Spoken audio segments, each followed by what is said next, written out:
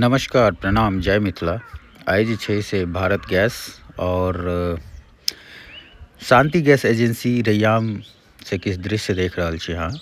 ई video बनबैके एगो purpose छै कि आइ से 10, 11, 12 साल पहले बैक जाओ तो जिनको ज़्यादा कनेक्शन तो गाँव में नहीं छलनि, लेकिन जिनको छलनि ज़्यादातर मधुबनी से आबै छलनि गैस।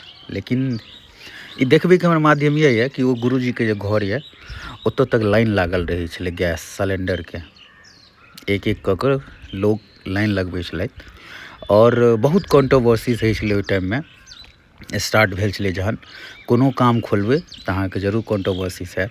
लेकिन आइके डेटमे खास करके हम गाँववासीके, ओना तऽ कमसँ कम 20 से 25 गाँव जा रहल यऽ ई कनेक्शन एतऽ से, लेकिन खास करके हम गाँवके बात करब तऽ गाँवके एगो ई फैसिलिटी जरूर भेलै, मानबै जे कि अहाँके गैस खत्म भऽ जायत तऽ अहाँ तुरंत आउ, उठाउ और लऽ जाउ। तो हमर कहैके मतलब इएह यऽ कि ज़िंदगीमे हर चीज़ स्ट्रगल और टांग लोग खींचे छे, लेकिन करऽ चाहबै तो जरूर। और एगो चीज़ हम देखलिए काफ़ी टाइम से और बहुत सारा गाँव घुमलहुँ हँ तऽ कि आब गाँवो घर में लोग किछु ने किछु चीज़के प्लांट लगा रहल छथि और रोजगार दै छथिन। रोजगार देनाइ बहुत बड़ी चीज़ छै और अहाँ कतौ रहि कऽ कमा सकै छी, खा सकै छी।